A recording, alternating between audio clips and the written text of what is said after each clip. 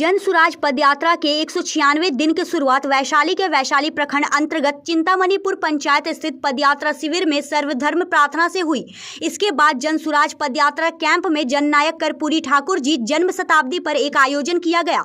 इस कार्यक्रम में कर्पूरी ठाकुर जी के पोते अभिनव कुमार भी शामिल हुए। कार्यक्रम में विभिन्न जिलों से कर्पूरी जी के विचारों पर चलने वाले सैकड़ों लोग मौजूद रहे।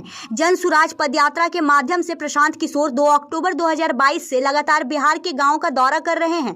उनकी पदयात्रा अब तक लगभग 250 किलोमीटर से अधिक की दूरी तय कर चुकी है।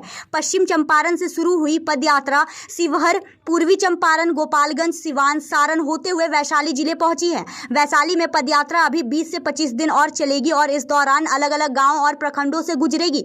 जन सुराज अगर दल बनाता है तो जिसकी जितनी संख्या है उसको उतना मालिकाना हक मिलेगा।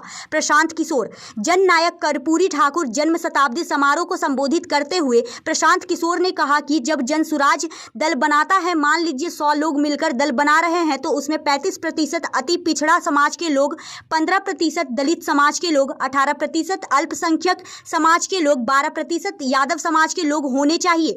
यदि नारा दे रहे हैं कि जिसकी जितनी संख्या उसकी उतनी भागीदारी, तो यह नारा दल बनाने के बाद भी लागू होना चाहिए।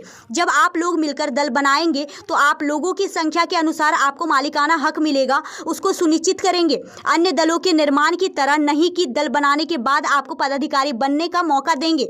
जन सुराज जब दल बनेगा तो दल बनाने वालों में, दल के पदाधिकारियों में, दल के टिकट में और दल के संसाधनों में भी 35% की हिस्सेदारी होगी।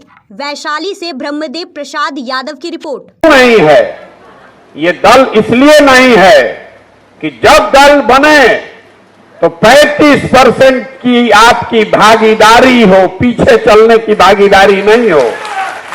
35% लोग, अगर 100 लोग मिलकर जन सुराज बनाएं तो उसमें 35% अति पिछड़ा समाज के लोग होने चाहिए, उसमें 15% दलित समाज के लोग होने चाहिए, उसमें 18% मुसलमान होना चाहिए, उसमें 12% यादव समाज होना चाहिए।